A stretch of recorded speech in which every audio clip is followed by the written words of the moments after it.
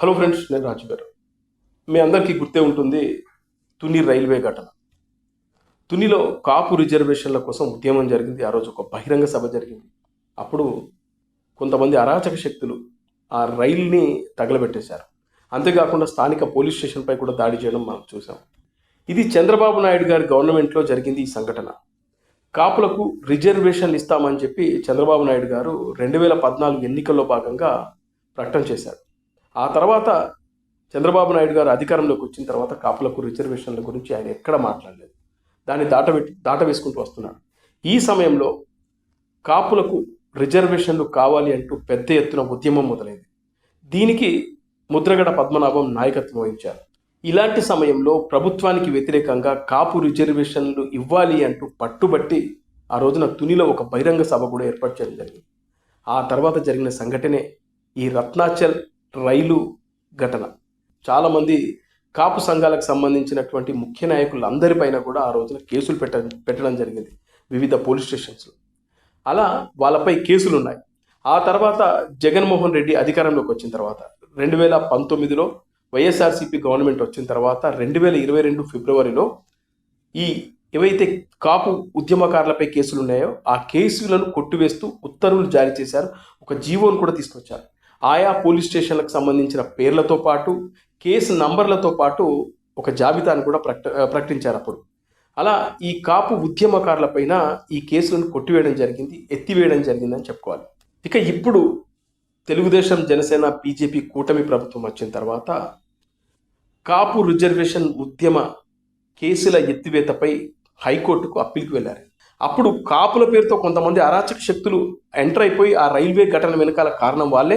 ఆ పోలీస్ స్టేషన్పై దాడి కానీ ఆ బీభత్సం సృష్టించిందంతా కొన్ని అరాచక శక్తులు దాంట్లో ఉన్నాయి. కాబట్టి మీరు ఖచ్చితంగా దీన్ని మళ్ళీ బయటకు తీసుకురావాలనే ఉద్దేశం ఇప్పుడు ఈ కూటమి ప్రభుత్వానికి ఉంది.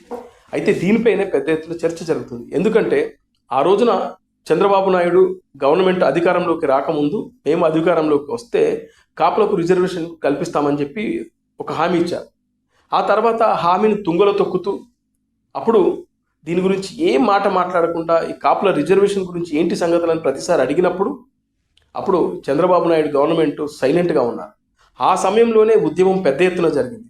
సరే, దీని వెనకాల వైఎస్ఆర్సీపీ హస్తం ఉందా లేదా అనేది సెకండరీ, కానీ కాపులు మాత్రం పెద్ద ఎత్తున ఉద్యమం చేశారు. ఆ సమయంలోనే ఈ సంఘటన జరిగింది.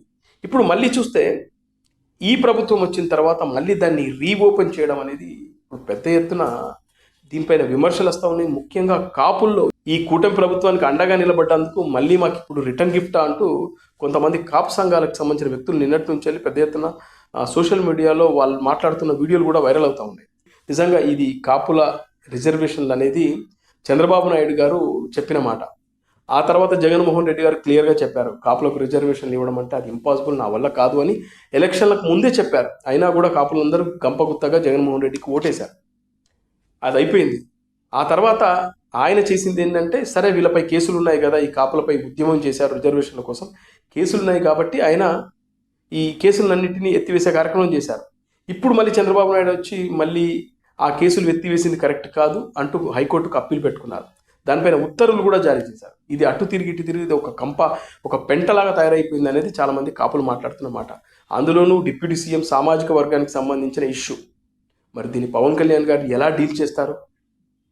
ఇది ఎందుకంటే ఈ చాలా సెన్సిటివ్ ఇష్యూ. ఎందుకంటే అనవసరంగా దీన్ని కెలికి ఒక పెంట చేసుకోవడం తప్పితే మరేం లేదనేది కొంతమంది రాజకీయ విశ్లేషకులు కూడా మాట్లాడుతూ ఉన్నారు. చూద్దాం మరి ఏం జరుగుతుందో.